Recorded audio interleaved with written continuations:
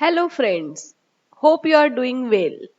Today we are going to learn techniques of scientific management which are given by F.W. Taylor. In our last video, we studied the scientific principles of management which are given by F.W. Taylor. Now to implement these principles in our practical and day-to-day business life, we are going to discuss certain techniques which are also given by Taylor. So these techniques will help us to implement the scientific principles in day-to-day business life. So we will start with the techniques. There are total 6 techniques which are given by F.W. Taylor. In this video, we are going to complete 3 techniques. The first one is the work study, second one is the standardization, the third one is scientific task setting. The work study will further divide into 4 studies: time study, method study, motion study and fatigue study. So we will start with the work study. Before giving any work to the worker, the proper work study must be done by the management. The work study will consist of organized and systematic assessment of the various activities. This work study will be based on the time study, motion study, method study and fatigue study.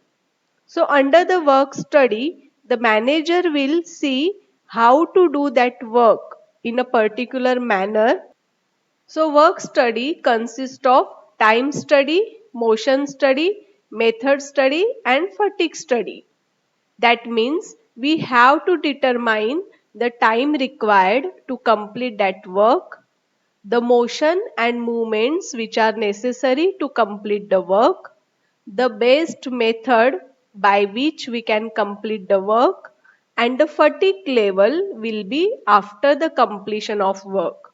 So all these 4 studies will come under the work study. We'll start it one by one. The first is the time study.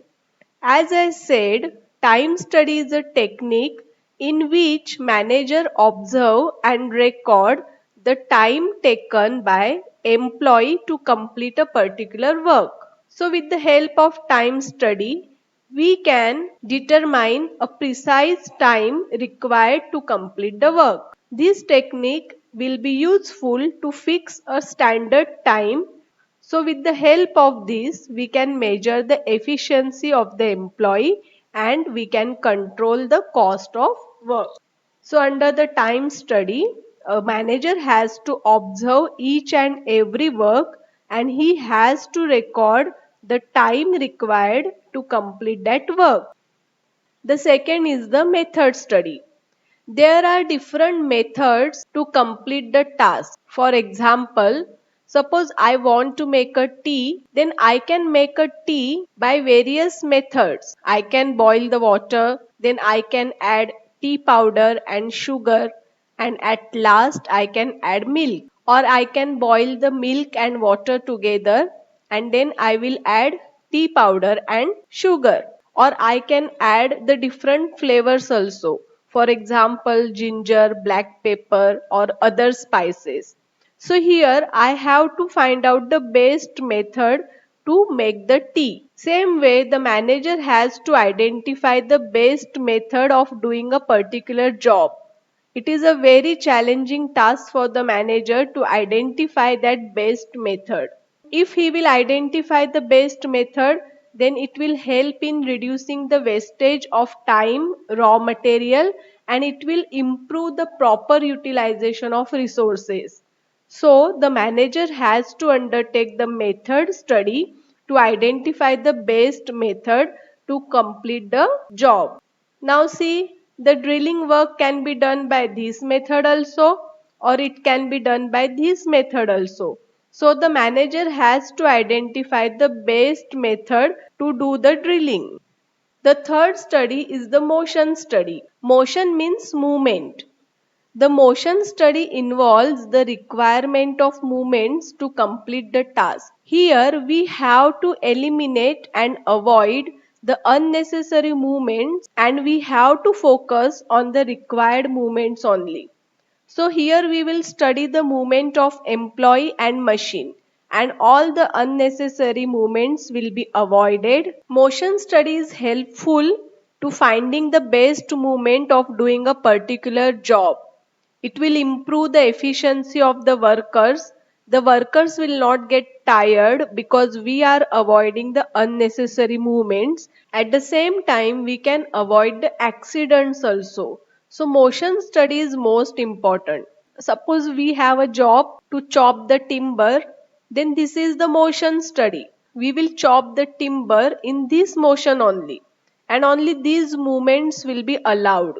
Other movements will not be allowed. With these movements only, the chopping of timber will be performed. So this is called as the motion study. The last study is the fatigue study. Fatigue means tiredness. Generally, when the workers they work for the long working hours, they feel tired. At the same time, the pressure of work also makes us tired mentally and physically. If the workers are using heavy tools, then also they get tired physically. And at the same time, the poor working conditions in the organization can result in the tiredness. Suppose there is no sufficient lighting and suppose there is no proper ventilation, then the workers get tired very soon. So in this way, after a certain period, the workers get tired. A manager has to do the fatigue study and he has to find out the best way to reduce the level of fatigue. So the workers can work for the long hours with the fresh mood. The fatigue makes the negative effect on the health and efficiency of the employees. So under the fatigue study, a manager has to take certain steps to reduce the level of fatigue, and he has to maintain the efficiency and productivity of the employees. The manager can give the breaks during the working hours, and in that way he can reduce the fatigue. As we know that a tired employee cannot work properly, his or her efficiency goes down, while a person with the good and fresh mood, and if he is not tired, then he will work efficiently. So that's why fatigue study is important. So here we completed the work study. Now we are going to study the second technique, that is the standardization. F.W. Taylor recommended the standard tools and equipments in the organization. He said there must be good quality tools and equipment used at the workplace. If the tools is of good quality, then it will reduce the wastage of material, the cost of production will go down, and at the same time the workers will not get tired. So we have to use the good quality and standard tools at the workplace. This will improve the quality of work also. See, these are the set of tools which a worker has to use when he perform any job. He has to use the standard screwdrivers, then other tools to perform his job.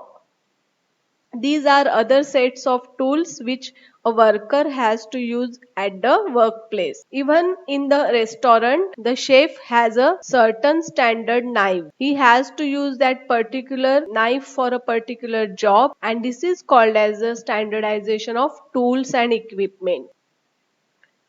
Even we have to put the notices that do not use the faulty and damaged tools and equipment, and if there is any fault in the tools, then report it immediately, because such faulty and damaged tools can cause the accidents in the organization, and that's why each and every worker has to use the standard tool.